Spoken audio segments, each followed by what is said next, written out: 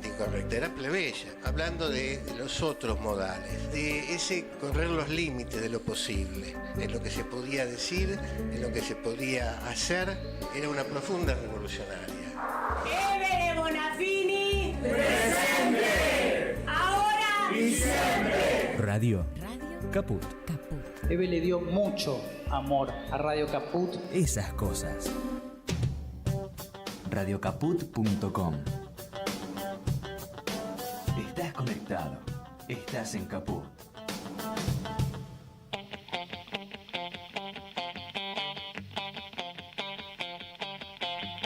Operativo Clamor. Con Javier Vicente, el relator del pueblo.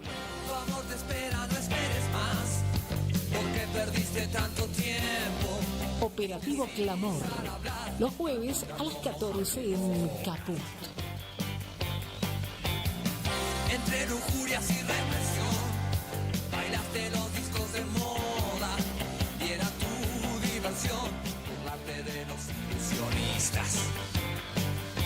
No llores por las heridas que no paran de sangrar. No llores por mi Argentina, te quiero cada día más. Muy buenas tardes a todos, a todas, a todos. Bienvenidos a nuestro operativo Clamor de cada martes y de cada jueves aquí en Radio Caput, encabezando la resistencia con amor, con creatividad, con libertad y atendiendo a la verdadera dimensión de esa palabra, la libertad para expresarse, para opinar, para crear, para resistir, en definitiva, a este ensayo bestial de la restauración oligárquica neoliberal con fachada anarcocapitalista que vivimos estos días. Y lo veníamos preanunciando ya desde los comienzos de nuestro programa, allí por enero de este año, que más tarde o más temprano se iba a dar la insurrección popular porque la agresión a la que está siendo sometido el pueblo argentino es imbancable. No se banca más, cantaban, ¿se acuerdan? Los Cerulli en plena dictadura militar. Y realmente no se banca más. Y mucho menos se banca cuando el nivel de violencia discursiva y política se lleva a los extremos como se está llevando en el actual momento, ¿no es cierto? Por eso hoy tenemos la foto de Cristina, la próxima presidenta del Partido Justicialista, y de Estela, que cumple años. Nada menos ni nada más. En el día en que otros celebran el cumpleaños del desquiciado, nosotros celebramos el cumpleaños de quien sin lugar a duda fue un faro junto a nuestras madres. Ellas, las abuelas, fueron el faro que iluminaron al pueblo argentino para que hoy vivamos en democracia, sin lugar a dudas. Estela cumple 94 años y se lo festejamos en esa imagen hermosa junto a Cristina, junto a la jefa. Pero como les decía, lo que estamos viendo es una verdadera rebelión, tal vez sea una rebelión de clases medias, de esas clases medias que han sido tan gravitantes en la política argentina desde los tiempos del peronismo hasta parte cuando aparecieron, cuando emergieron como tal en esa combinación de las corrientes inmigratorias con el pueblo, con la patria sublevada que de pronto emergió en pleno peronismo, ¿no? Hoy esa rebelión de clases medias se expresa a través de la lucha que están dando las universidades, la comunidad universitaria y también que está dando la cultura. Y sin dudas que anoche, en la entrega de los Martín Fierro al cine, la misma esa entrega se convirtió en una verdadera tribuna de resistencia. Y allí estuvieron los discursos de quienes, a través de su arte y a través de sus actuaciones maravillosas, interpretan el modo, el sentir, el vivir de un pueblo, ¿no? Y destaco de sobremanera el discurso que llevó adelante en la entrega de los Martín Fierro de Oro Norman Brisky, porque fue brillante, porque fue extraordinario, porque además estuvo transmitido por un actor extraordinario, sensacional, como lo es Norman. Escuchémoslo a ver lo que decía.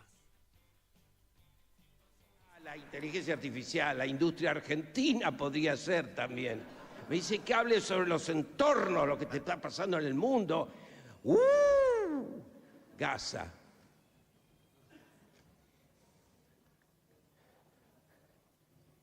Gaza.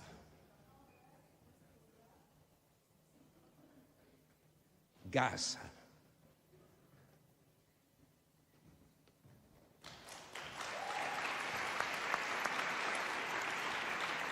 Gaza jamás será vencido.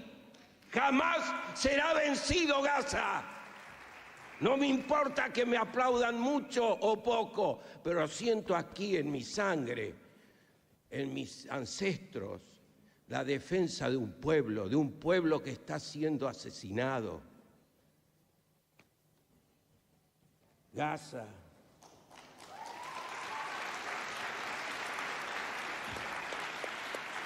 Saludo a todas las luchas, no a esta, a todas, porque tendríamos que estar junto a todas las luchas. Mi Norma Pla, mi Nora Cortiñas, que la vimos recién. Y yo saludo a la comida que falta. Y mi consejo está así, es así. Inversiones, se necesita inversiones. Sin inversiones no se puede hacer absolutamente nada, necesita inversiones. Sí. Las inversiones vendrán de la rebeldía o seremos nada. A filmar hasta enterrarnos en el mar. Gracias.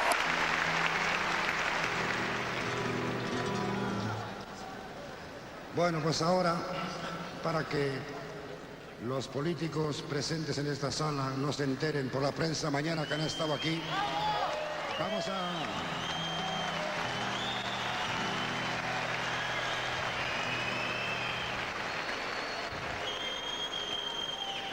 Bueno, tengo que deciros que si ellos están aquí presentes es porque vosotros habéis venido y no al revés, ¿eh?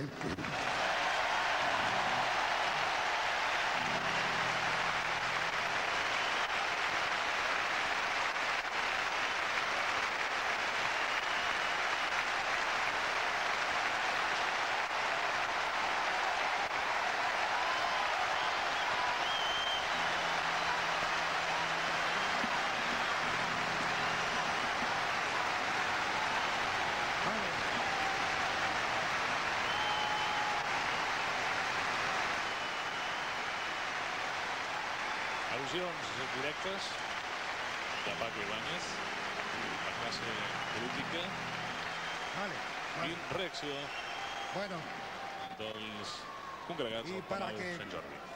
Y para que se enteren mejor, vamos a cantarles a estos señores a galopar.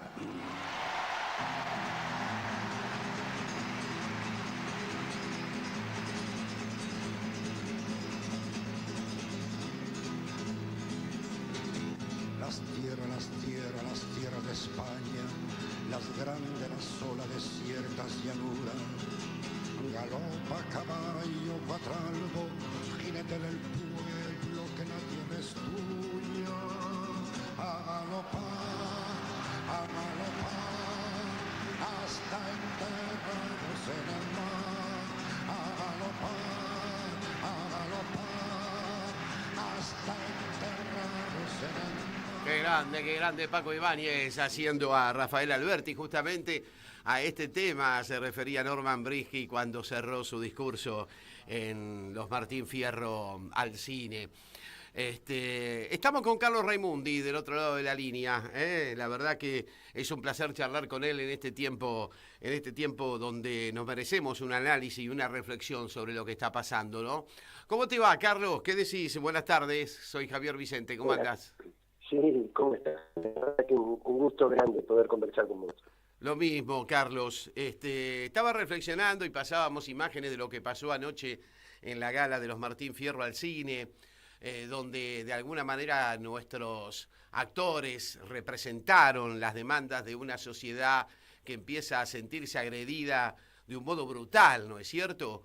Y yo decía, da la impresión de que esta es una rebelión de clases medias, ¿no? Los universitarios, el mundo de la cultura, ¿Qué estás viendo frente al desafío que se le plantea al pueblo argentino ante esta agresión brutal de lo que yo llamo la restauración oligárquica neoliberal con fachada narcocapitalista?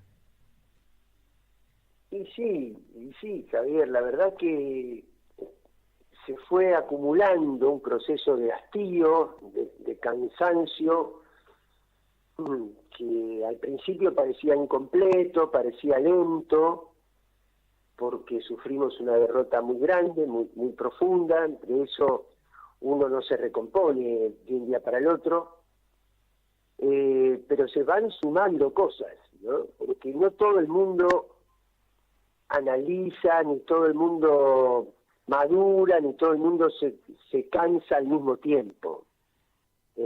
Uno primero pierde el trabajo, entonces se revela antes.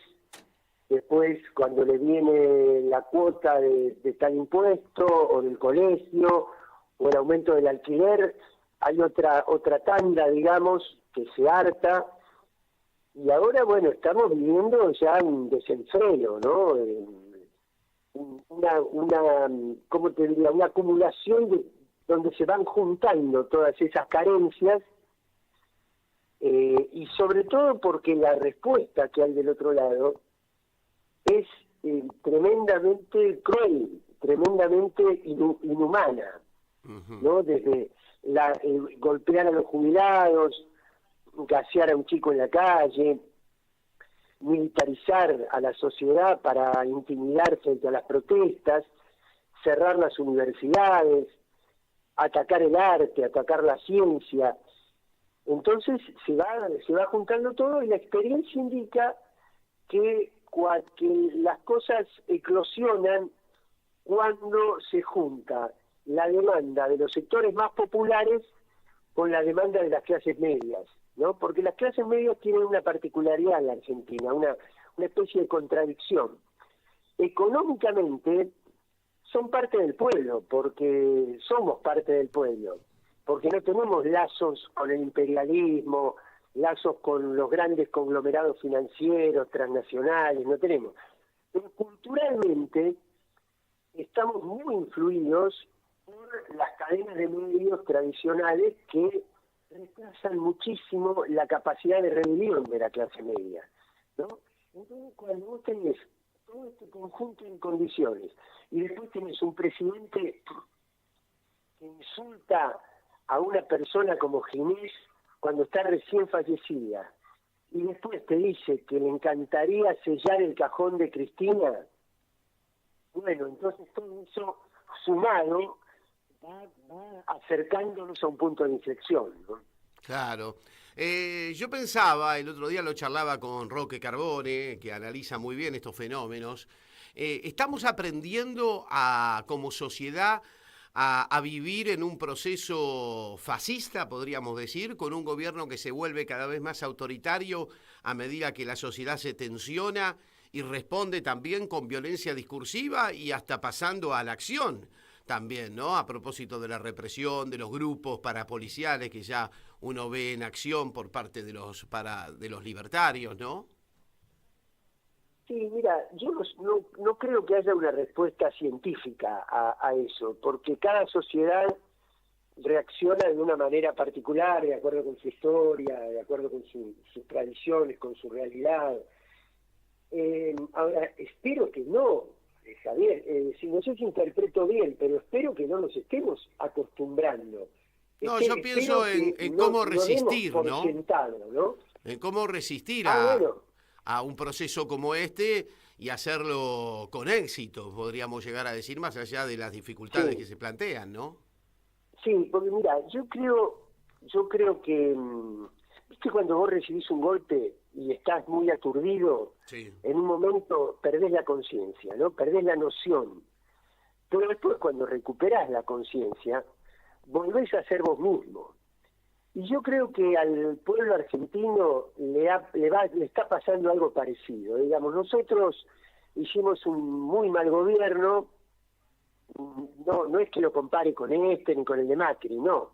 Pero quiero decir, para lo que se esperaba de nosotros, para lo que nosotros le prometimos a la sociedad, hicimos un muy mal gobierno, y entonces la gente, como tabla de salvación, dijo, esta gente me defraudó, voy a agarrar lo primero que tengo, ¿no? Y bueno, y agarró esto. Y ahora estamos volviendo en nosotros mismos, digamos, ¿no? Entonces estamos volviendo a recuperar valores, a recuperar una conciencia, a recuperar que nosotros no podemos resignarnos a aceptar que los tiempos son los de TikTok, que la violencia es la manera de actuar. No, nosotros tenemos que recuperar nuestros valores históricos de solidaridad, de vivir en una comunidad, de tender una mano al que está al lado, de ofrecer un hombro al que necesita apoyar la cabeza.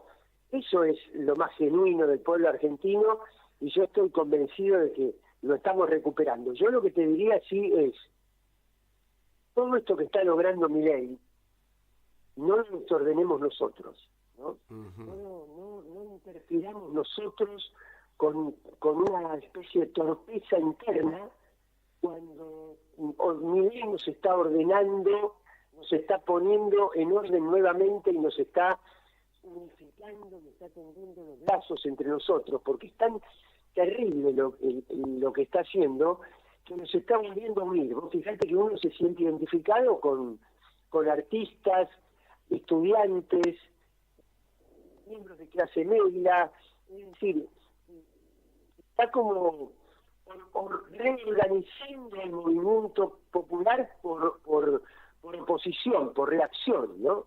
Entonces digo, no arruinemos nosotros con disputas secundarias que la inmensa mayoría de la militancia y la gente no entiende bien por qué, porque todos compartimos la esencia de un mismo proyecto nacional. Claro. Igualmente creo que le salió el tiro por la culata en ese sentido al presidente, que está acostumbrado, que hace de la confrontación, digamos, una forma de hacer política en la que no le ha ido mal, pero en este ataque a Cristina da la sensación de que se fue al pasto, porque si él lo que quería era intervenir en la interna del peronismo para dividir, para fragmentar, terminó con ese insulto brutal unificando a todo el mundo detrás de la figura de Cristina y al mismo tiempo también me parece mostrando la crueldad de un gobierno que ha sido capaz de tensionar al máximo el contrato social de los argentinos, ¿no es cierto?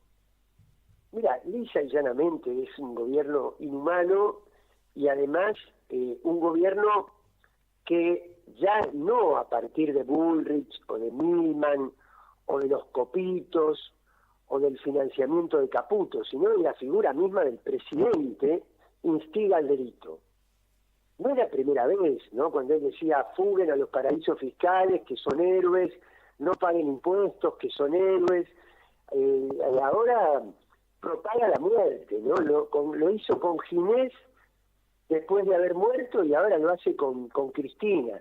Entonces yo creo que esto ya transpone todos los límites y primero exigiría que cualquier juez o cualquier fiscal penal actúen de oficio y lo acusen penalmente.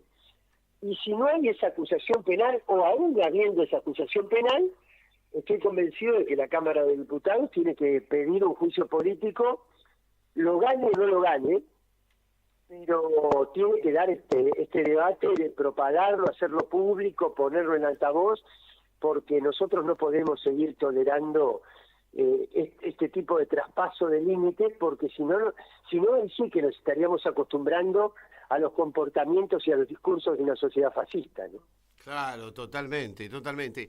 ¿Qué ves para lo próximo? Da la sensación de que el conflicto universitario va a seguir increciendo, más allá de que el gobierno ha jugado al desgaste, que además, por supuesto, las penurias del pueblo argentino van a continuar, los datos económicos en ese sentido indican esto que estamos diciendo, ¿no? Caída del consumo monumental en el mes de septiembre, más allá del veranito financiero que también empieza a tambalear. ¿Qué estás viendo para los próximos meses, cuando todavía la elección, que puede ser una válvula de escape para el pueblo argentino, queda un poquito lejos, ¿no? Bueno, mira, empiezo por el final. Uno nunca sabe si el tiempo en el cual se va a iniciar la cuenta regresiva de este gobierno es el tiempo institucional, es decir, el tiempo que marca el calendario de las elecciones, o el tiempo social.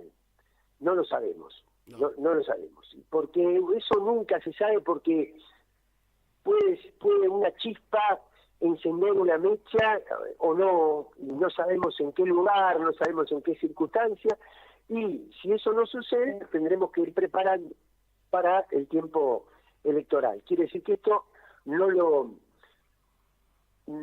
sabemos, pero el único punto que tiene para tomarse este gobierno es que se está achicando la brecha entre el dólar oficial y el dólar ilegal, y está bajando la tasa de riesgo país. Pero estas cosas no son fenómenos económicos, hay que darse cuenta de una vez por todas que no son fenómenos económicos, son fenómenos políticos, son emergentes políticos. Es decir, quien fija la tasa de riesgo país es la política, son los fondos de inversión. Entonces, si vos tenés que un hombre del Deutsche Bank y del JP Morgan, como Caputo, ahora se toma de la AFIP, coloca, va como tomando casilleros en cada una de las áreas del gobierno, entonces suaviza la situación financiera de los grupos de poder a los cuales él responde, y entonces le bajan la tasa de riesgo país. Pero eso no quiere decir que la economía esté bien, sino que lo que quiere decir es que la economía, con el carry trade, con la valorización financiera de las tasas de interés, donde no hay inflación, se está llenando los bolsillos y está llevándose la plata del país. Así que ese fenómeno que daría la impresión de que es positivo para el gobierno, no deja de ser una bomba de tiempo. Y mientras tanto, todos los demás elementos de la economía, que vos los nombraste, consumo, trabajo, desempleo, tarifas, ajuste, van en aumento y no tienen horizonte de que se pueda modificar esa situación. Así que yo creo que en algún momento esta pesadilla vamos a salir quizás fortalecidos, en el sentido de saber que esto no puede volver, ¿no? Porque ya lo tuvimos en la dictadura, después lo tuvimos en los 90, después lo tuvimos con Macri, y ahora vuelta de nuevo. Bueno, yo espero que esta sea la última vez y que ya entablemos un camino ya de dejar atrás las experiencias neoliberales y construir un país industrial, un país de desarrollo, un país basado en el salario y no en la especulación financiera, en que haya energía y alimentos que tenemos en abundancia, baratos, para que la población pueda prepararse para trabajar en pos de un país industrial, explotando todas las riquezas y todos los recursos que tenemos con soberanía y no entregándosela a estos capitales.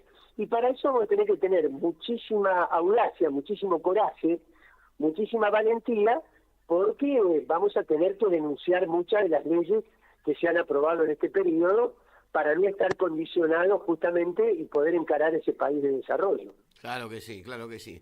Bueno, Carlos, en un día muy especial, porque está cumpliendo años nada menos ni nada más que Estela de Carlotto, ¿no? Ahí tenemos los ejemplos a mano en los cuales, de alguna manera, basarnos para la pelea que viene, ¿no es cierto? Como decía Rodolfo Walsh, no es que cada historia empieza de nuevo, no es que cada lucha empieza de nuevo, sino que tiene héroes, tiene mártires, tiene historia, y las madres y las abuelas son un ejemplo en ese sentido, ¿no es cierto? Sí, totalmente. Lo que pasa es que nosotros también ahí tuvimos déficit, porque muchos de los chicos jóvenes que han votado esto son resultado de nuestra educación pública.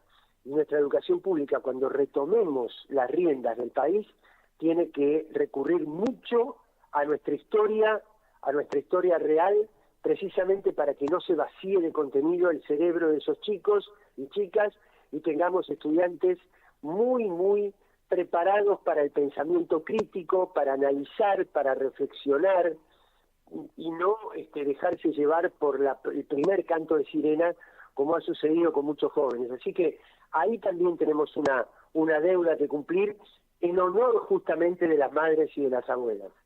Carlos Raimundi, hasta la próxima. Hasta la próxima, Javier. Abrazo. Un abrazo. Carlos Raimundi charlando con nosotros, gran dirigente político, gran cuadro del campo nacional y popular, ex representante argentino en las Organización de Estados Americanos. Y hablando de jóvenes, precisamente el presidente de la Nación hoy cumple años y salió al balcón a saludar, a la nada misma, como siempre pasa, pero esta vez no dimensionó el hecho de que en la Plaza de Mayo, hace un par de horas nomás, estaban los estudiantes haciendo clases públicas. Y esto fue lo que pasó cuando salió el presidente a saludar al balcón.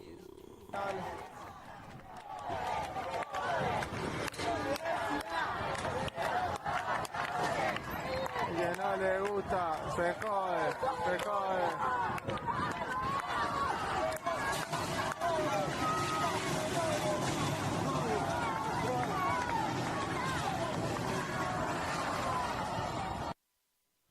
Lo repudiaron un poquito al presidente, los muchachos que estaban haciendo las clases públicas, allí en Plaza de Mayo cuando salió a saludar. Se terminó metiendo rápidamente adentro de la Casa Rosada.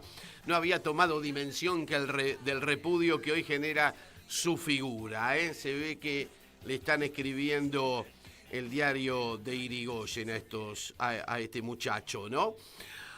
Por otro lado, por supuesto, algunas decisiones que ha tomado el gobierno nacional en las últimas horas, como por ejemplo el cierre de la AFIP, la creación de un nuevo organismo recaudador, ha generado también mucha repercusión, asambleas en los lugares de trabajo.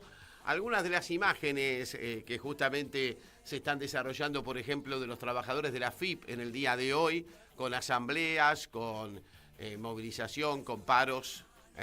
Creo que ya lo tenemos a Luis Lázaro, ¿no? Qué bueno charlar con Luis Lázaro, gran hombre de los medios, que además fue factotum en su momento de la creación de la Ley de Servicios de Comunicación Audiovisual, y están pasando cosas en ese sentido que queríamos charlar con él. ¿Cómo te va, Luis? ¿Qué decís? Gracias por estar con nosotros aquí en la tarde de Radio Caput y de Operativo Clamor.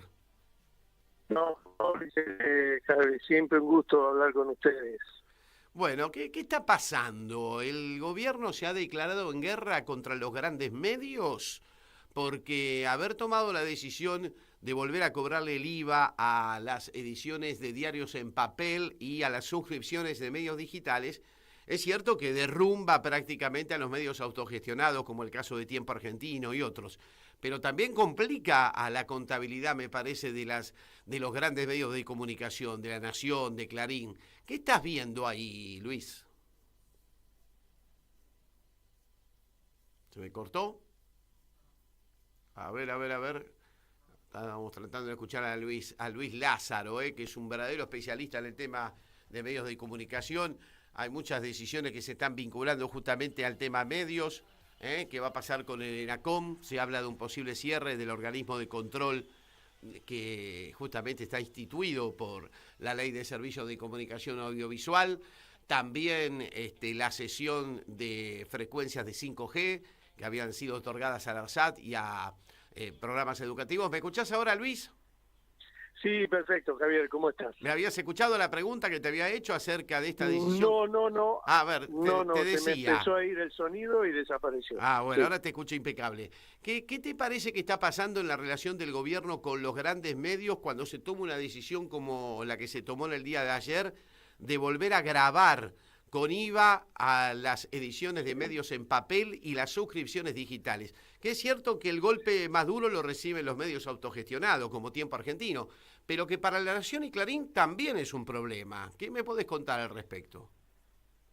No te quepa duda. Mirá, yo creo que hay que verlo en dos planos simultáneos, ¿no? Por un lado, en el plano de, digamos, cuál es el modelo de comunicación que tiene en la cabeza el gobierno de Milei, que me parece que tiene mucho que ver con la desaparición del periodismo que nosotros conocemos hasta ahora, ¿no? Es decir, un modelo de comunicación basado en redes, en troles, en la agitación de discursos de discursos de odio, desinformación, etcétera, a través de los medios digitales. Y en paralelo con eso, un desfinanciamiento del sector de la comunicación, más ligado a la actividad periodística, que es la que puede trabajar, digamos, sobre la investigación y sobre la producción de contenidos periodísticos. Cuando se avanza fiscalmente sobre esto y en paralelo se generan incentivos para el avance de algunas plataformas, algunas de ellas de origen externo, ¿no? Para posicionarse en el mercado de la comunicación digital, bueno, lo que estamos viendo es una doble operación de financiamiento y de amordazamiento indirecto, si vos querés, de aquellos medios que pueden vía la actividad periodística generar procesos de investigación y que, bueno, además son objeto de la permanente diatriba y del ataque y la violencia verbal, ¿no? de este gobierno. Y en paralelo con eso proliferan los gordos y proliferan otras fuentes de información que reciben dinero bajo la mesa, pero que además se ven promocionadas o impulsadas a partir de este modelo de gestión de la información que hace el gobierno de Milei. ¿Podríamos llegar a decir que en ese sentido el proyecto del gobierno es un proyecto goebbeliano en el estricto pensamiento de una homogeneización del discurso? Por sobre incluso perfiles periodísticos que pueden ser contrarios a nuestro pensamiento, como el caso del Clarín, pero también Clarín en algún momento necesitó de la ley de bienes culturales para sobrevivir, ¿no es cierto, Luis? Absolutamente, y de una serie de incentivos, desde la especificación asimétrica y montones de reforma de ley de quiebras, es decir, un montón de ayudas para que ese grupo económico pudiera continuar adelante. Yo creo que en el horizonte informativo del gobierno de Milei, digamos, ese sistema tradicional de comunicación es algo molesto, es algo que incomoda de cualquier ejercicio de la práctica periodística. Incluso, bueno, está en el país ahora el que fue director del Boston, ¿no? El periódico que hizo la famosa investigación de Spotlight, que ha tenido algunas definiciones que son interesantes y me parece que incluyen también a los medios que podríamos ubicar dentro del liberalismo como sistema de pensamiento, no tan en el liberalismo de ultraderecha o el libertarismo, que sería, digamos, la perspectiva de Milei, pero en una función del periodismo donde todavía se plantea la investigación, la producción de información, el registro de los datos, que es todo un horizonte de comunicación que empieza a desaparecer ante la fake news, la desinformación, las operaciones, el odio, etcétera, ¿no? Entonces, claro. Ahora uno entiende, Luis, que también genera una tensión con el sistema tradicional de medios como La Nación, como Clarín, por supuesto, mucho más aún con Perfil, que tiene un rasgo todavía más independiente, claro, más en relación a las estructuras económicas de los otros medios. Claro, estamos hablando con Luis Lázaro, verdadero especialista en medios de comunicación. Ahora uno entiende por qué había que sacar a Telan del medio, porque Telan era realmente un órgano oficial de validación de la información. Combatía a las falsas noticias, ¿no es cierto?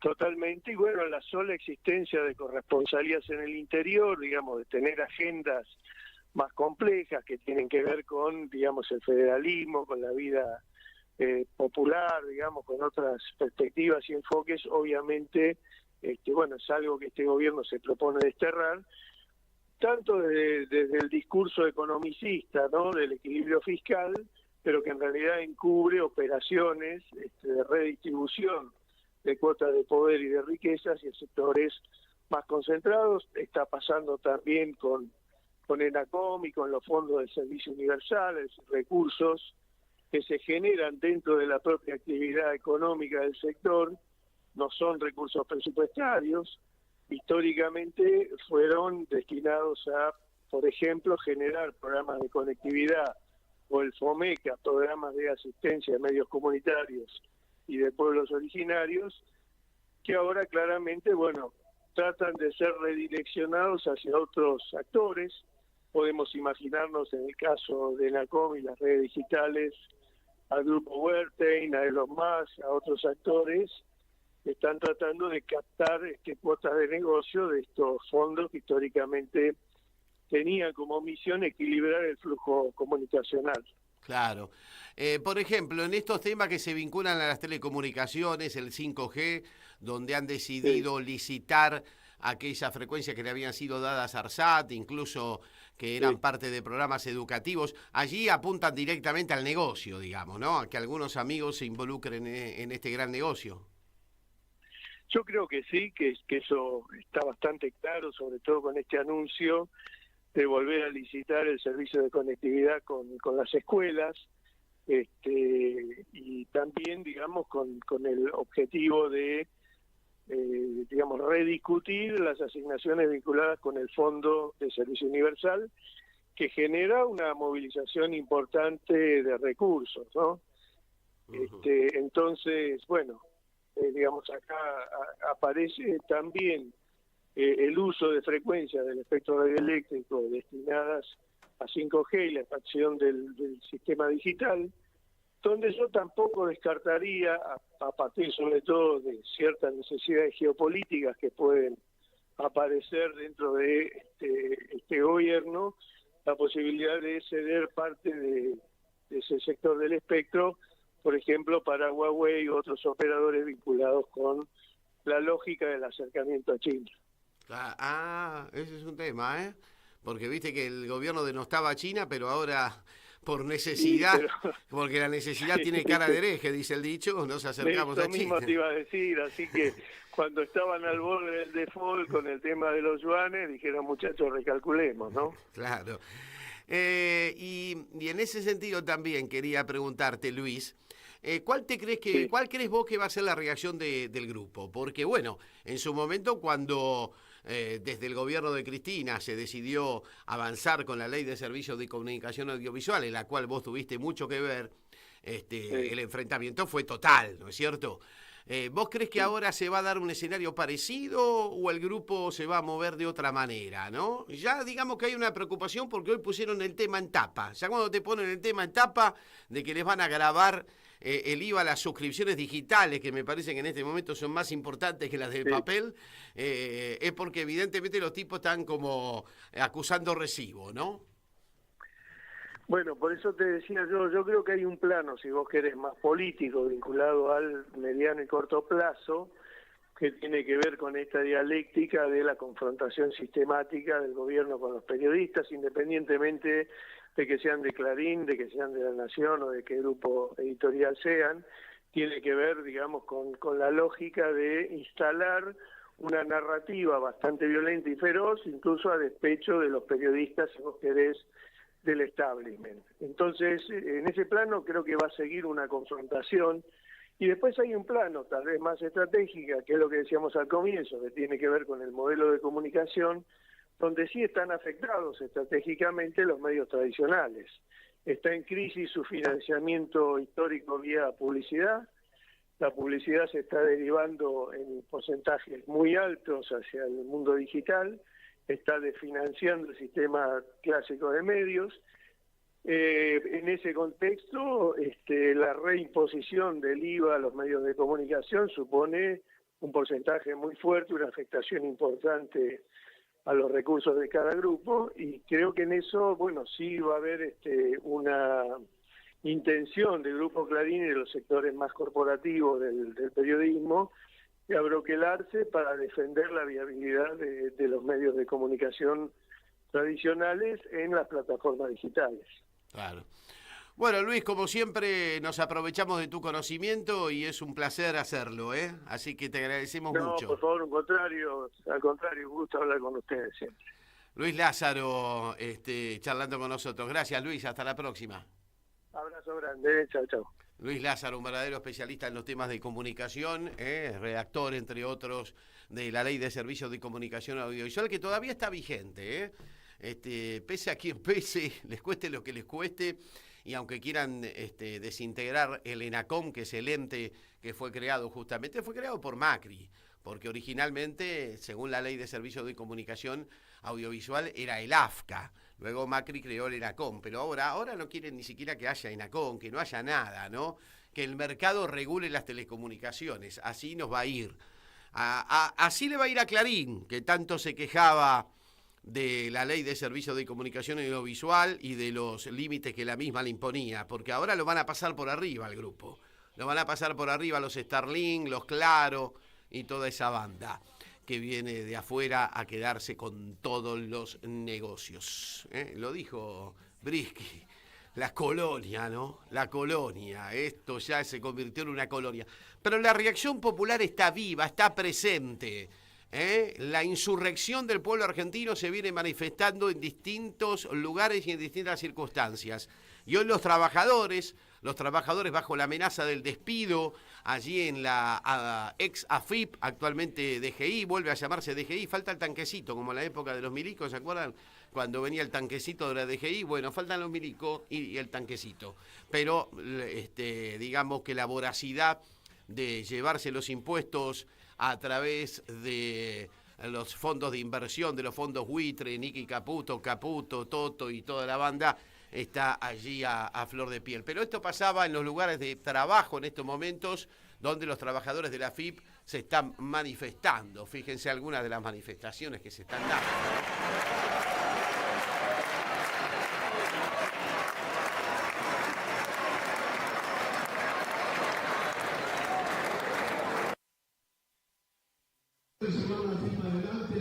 Golpeando el salario de los trabajadores y veremos si es más caro que se caiga la recaudación por las medidas que hacen ellos. Bueno, ahí están algunas de las manifestaciones que se han dado en el día de hoy en distintos ámbitos de trabajo de los trabajadores del Estado, de los trabajadores de la FIP, trabajadores que hacen mucho justamente para que el Estado recaude, pero se ve que estos muchachos no quieren que el Estado recaude. Más bien lo que quieren es que se llenen los bolsillos otros. Por eso, hoy por hoy, digamos que la necesidad de poner en marcha la resistencia popular es clave.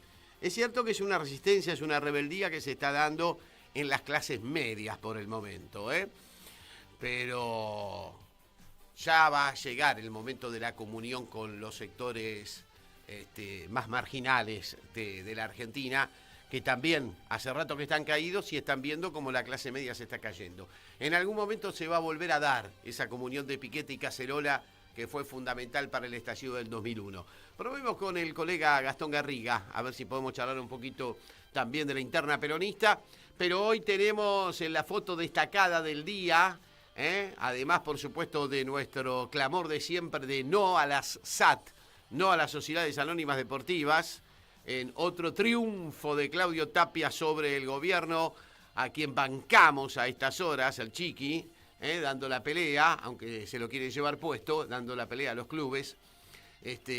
Un ejemplo a la hinchada de Defensores de Belgrano. Me saco el sombrero, siendo yo de excursionista con la hinchada de Defensores de Belgrano, que se tomó venganza de una policía que para pegar a los jubilados está presta, pero cuando se la tiene que bancar de verdad, terminan cobrando, como cobraron con la hinchada de Defensores de Belgrano.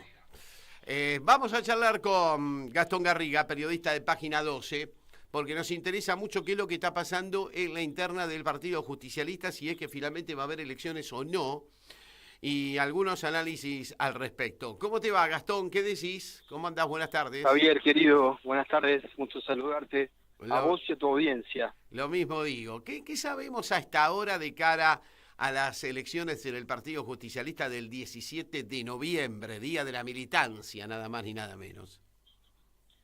A ver, por lo que yo sé hasta acá, las elecciones se hacen. Uh-huh. Es decir, hay alguna denuncia de irregularidades en los avales de la lista federales de Ricardo Quintela. Hay que ver qué pasa con eso, si avanza o no. Pero en principio parecería que no hay diálogo entre los dos campamentos. Me escucho con un poquito de eco. Si se pudiera corregir, sí, ahí lo agradecería. te lo está corrigiendo nuestro, y no remamos, hemos remodado nuestro operador. Condiciones que... Nuestro operador Martín Loza te lo está corrigiendo. Excelente, muchas gracias, Todo Martín. indica que habría interna finalmente. Yo te digo que soy de los que creen que le viene bien al peronismo una buena interna con mucha participación popular, Lo bueno, lo bueno de las internas es que dan una radiografía que es inapelable, ¿no? De la representatividad de cada uno, de quién es quién. Ahora, el tema para mí es la oportunidad. Uno no puede desconocer, en primer lugar, la realidad que está atravesando la Argentina, ¿no? Yo creo que la interna del peronismo es la primera buena noticia que tiene el presidente Milei en mucho tiempo. Ahora, vos fíjate una cosa, recién lo hablaba yo con Carlos Raimundi. Da la sensación de que el presidente jugó una ficha a tratar de pudrir la interna el otro día con esas declaraciones brutales que hizo contra Cristina, y el tiro le salió por la culata, porque se fue tan al pasto, con esa amenaza directa de muerte a la expresidenta, que terminó abroquelando a todo el peronismo detrás de la figura de Cristina, porque inmediatamente todo el peronismo, en todo el arco de derecha a izquierda, salió a respaldar a la expresidenta, y en ese sentido la terminó además convirtiendo en víctima. Si quería hacer todo lo contrario, le salió mal. No sé qué opinás. Coincido con vos. Tengo un pequeño matiz. Yo no sé si hay una estrategia, digamos, si Milei se quiso echar nafta en la interna. Mi opinión personal es que Milei se mueve por desbordes emocionales. Yo no tengo duda que atrás de Milei hay un dispositivo de poder muy importante, que está Roca, que está Alperín, que está Urnequian, que está Macri, ahora más cómodo que hace un mes. No tengo duda de que eso existe. Ahora, el que tiene la lapicera, el que está sentado ahí, el que da las entrevistas, de Milei, y Milei es inestable. Es decir, yo creo, como te decía recién, yo creo que no está mal que haya internas, creo que son inoportunas. Había una vieja máxima napoleónica que dice no interrumpas a tu enemigo cuando está cometiendo un error. Entonces, lo lógico para mí, si yo fuera asesor de Milei, que no lo sería por nada del mundo, le diría, comprate un balde grande de pochoclo y sentate a ver cómo se resuelve esto. Pero Milei no pudo hacer eso. Se metió y efectivamente logró un lindo principio de unidad del peronismo. Por supuesto. ¿Y vos qué crees que está buscando Cristina con esta decisión de liderar el Partido Justicialista en este momento, ¿no es cierto? A ver, Cristina fue muy explícita en todos los documentos recientes. Ella le preocupa que haya una suerte de desbandada, de una suerte de por la libre. Ya algo de esto vimos con los gobernadores y los diputados de Tucumán y de Catamarca. Y ella tiene el volumen político y el liderazgo indiscutible para contener eso. El problema, una vez más, lo que le señalan algunos, es que hay una metodología o un estilo que deja mucho dirigente colgado del pincel. Claro. Y al respecto, como ves... Quintela es, llevo 3 meses recorriendo el país, caminando todo, y me bajan con un tuit, ¿no? Sí, es una metodología que en ese sentido Cristina repite, ¿no? A pesar de que le ha costado errores graves.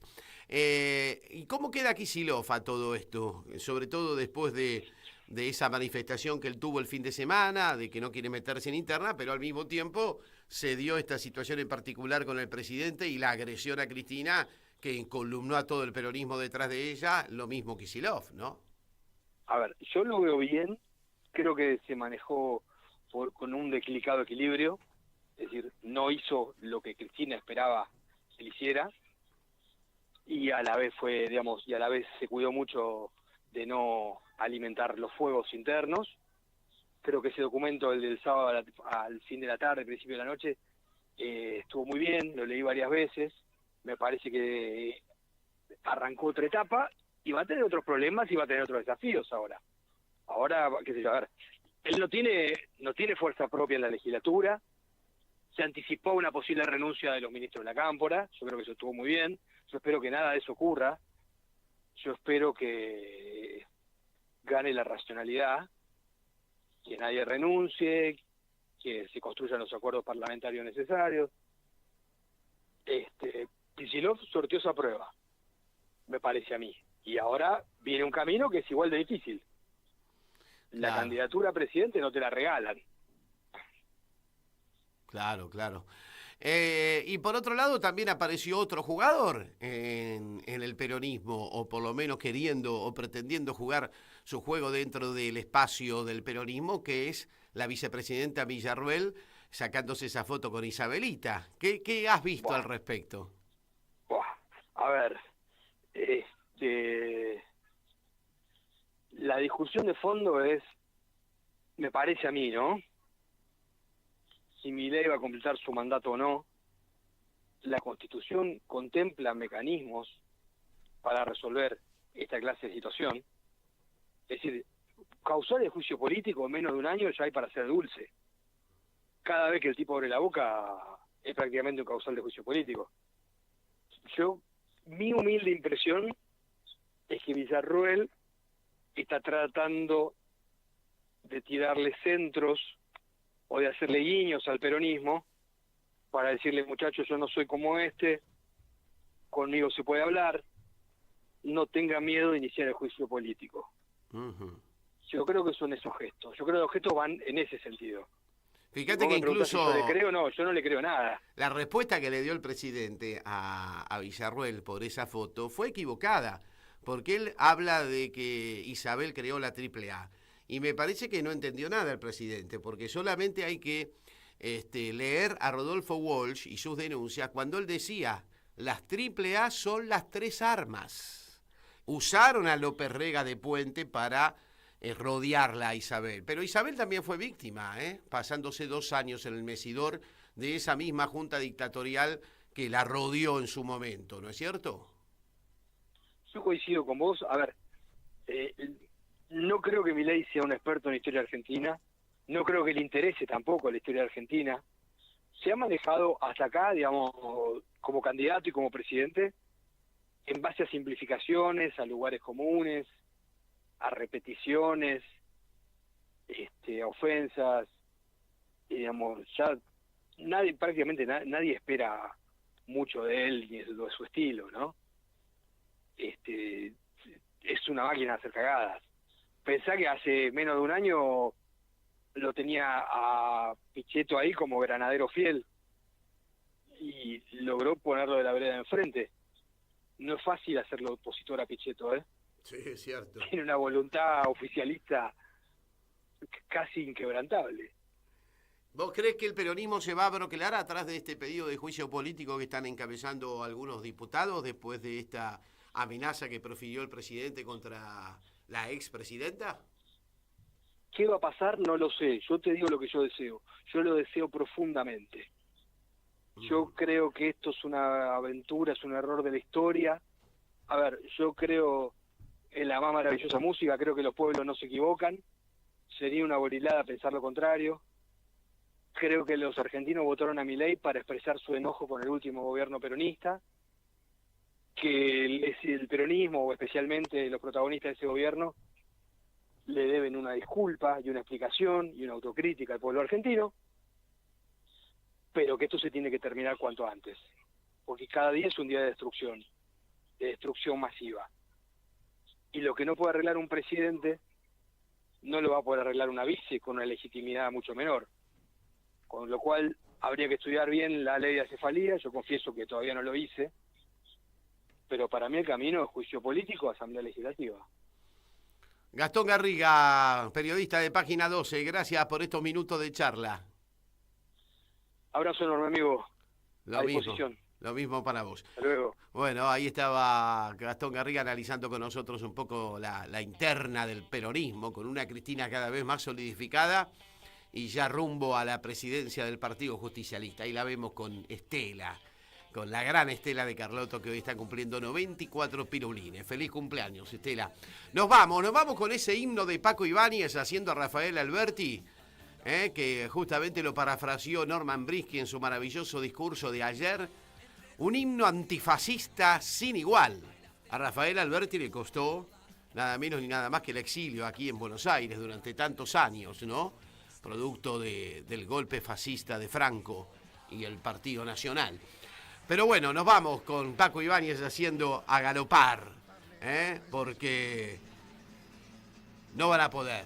Vamos a resistir. Y como dijo esa gran actriz argentina ayer en los Martín Fierro del cine, ¿no? Vamos a resistir con creatividad, con amor y con libertad, con verdadera libertad. La libertad de los hombres libres de esta América del Sur que no quieren ni colonias, ni conquistas, ni mucho menos el sojuzgamiento del pueblo argentino, del que hoy está siendo víctima de esta restauración oligárquico neoliberal con fachada narcocapitalista. Hasta el jueves, la seguimos el jueves, ¿eh? Suenan, resuenan las tierras de España en la cerradura. Galopa caballo, cuatralbo, jinete del pueblo, que la tierra es tuya. A galopar, hasta enterrados en el mar. A galopar, hasta enterrados en el mar. Nadie, que enfrente no hay nadie, que es nadie la muerte si va en tu montura. Galopa caballo, cuatralbo, jinete del pueblo, que la tierra es tuya. A galopar, hasta enterrados en el mar. A galopar, hasta enterrados en el mar. Hoy Chicha se nos fue. En Caput Ana María Cariaga, pero quizás nos sobrevuele con su alma de abuela guerrera. pasan cosas.